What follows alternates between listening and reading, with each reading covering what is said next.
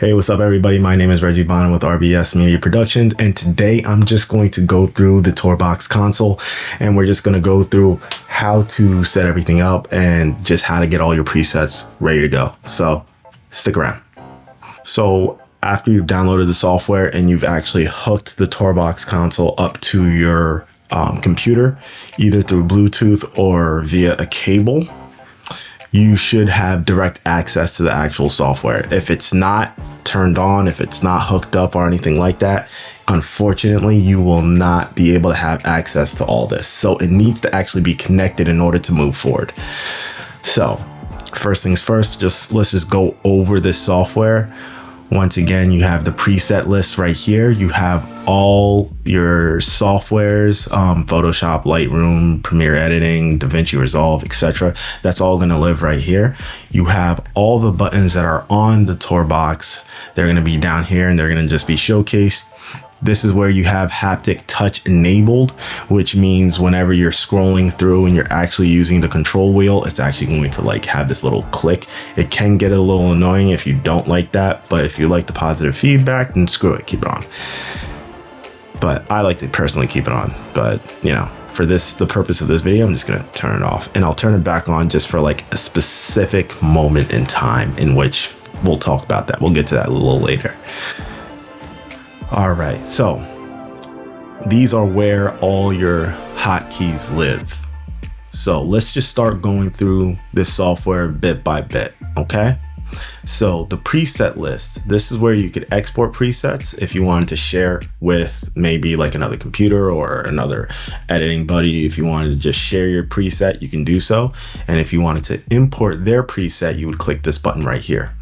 Now, if you wanted to go online and maybe pick up a slew of different presets, you could do that. All you have to do is just click this button.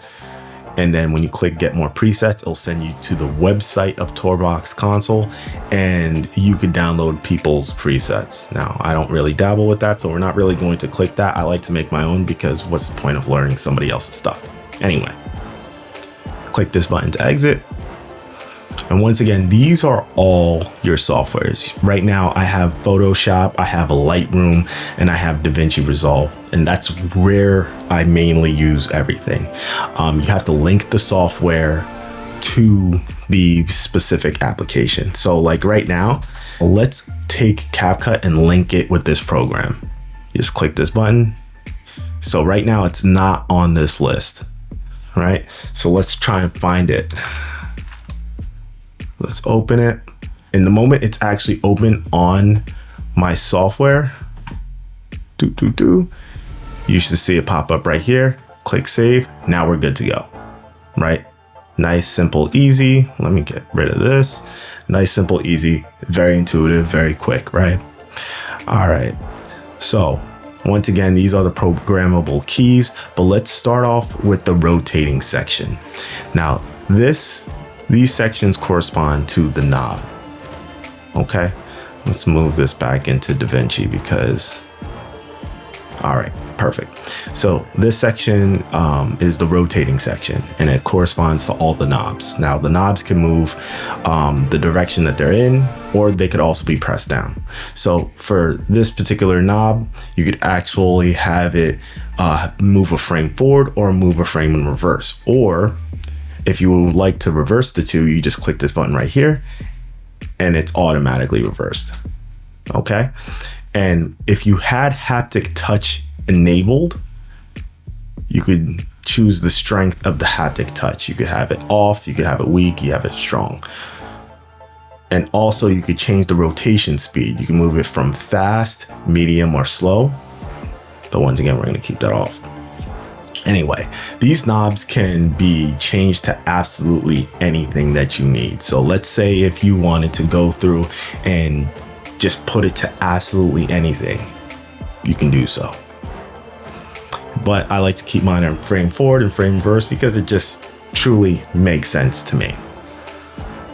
Now, once again, this is just going through all the different hotkeys you could program, and let's actually program our own. So before we get there, these are the prime for selection. So this goes to the side button right here. This goes to the top button. This goes to the tall button. This goes to the short. Now, as you can see, there are some that are not set. And that's because I use them as modifiers.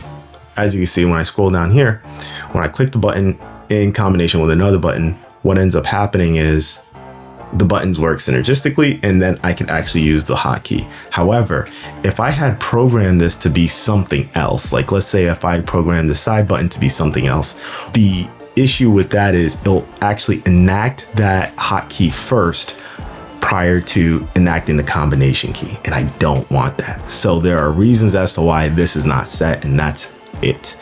When you go to, let's say, the create an action, this screen will pop up. You could actually have a combination, or you could choose to double click. Now, I already have one double click set up, and that's double down, right? So let's set that up. You could actually set it up to be anything that you want. Once again, the options are actually limitless. You would just simply type it in, like right here, let's say Command G, boom. And then it's remote grading. Now, let's say if you wanted a mouse click, you could also do that. But for us, let's say we're going to keep it to new bin. So new timeline, better yet. So in DaVinci Resolve, it's going to be a new timeline. Every time I click double down, it's going to open up a new timeline. But you could also set it to a macro. So like, let's say if you wanted to create your macro, you click here. I don't really dabble with this too much because I never really found a use for it. However, here is the macro system. So you can create actions. You create one action at a time. So let's say it's, I don't know, this is going to be control. This is going to be Control G. You click OK. Then you add in another action. Then you add in another action. You add a text. You can do whatever you want. Personally, once again, I don't really mess with macros in the TourBox console. However, I mess with everything else. The hotkeys are great, but the macros, I don't really have much experience with it. So let's close this. And once again, let's just keep this to a new timeline. All right. So just like that, hotkeys set, you're ready to go. No issues. Now, if you want, because we have so many shortcuts that we're creating, right? It's probably a little difficult to remember absolutely everything. So if you want, you can turn on the HUD and it will pop up on the software. Hold up, it's on this other screen. It'll pop up on the software right here. So that way, let's say when I'm in the software itself, I could simply just have like a heads up display on exactly everything that I need. So I'm going through and I can look at this as a reference point for everything. So now, once again, we're going to utilize our hotkey that we just created and see how intuitive it is and just how quickly it works. Boom, new timeline's created. And that's why this saves so much time. Like honestly, instead of right clicking, going down to timelines, creating new timeline, no, just press that, you're good to go. Now, let's say you have multiple softwares up. You're running, you're going through Lightroom, you're going to DaVinci Resolve, you're going to CapCut, whatever the case may be. It would be annoying if you had to go through the software to quickly change the software, Nah, you don't have to do any of that. All you have to do is just switch to the software. And then there's an auto switch function between the programs. So right now, I could already start using the TourBox console. And it's working and it's good to go. There's no issues. I love it. It could easily switch through software to software without any problems. All right, so once again, that's the software. Really simple, really quick, really easy to use. If you're curious about the review, I'm going to put the link down in the description down below. Once again, thank you for watching. If you have any questions, comments, concerns, leave it in the comments below. And don't always forget to hit that like and subscribe button for more and more content. I'll see y'all later. Peace.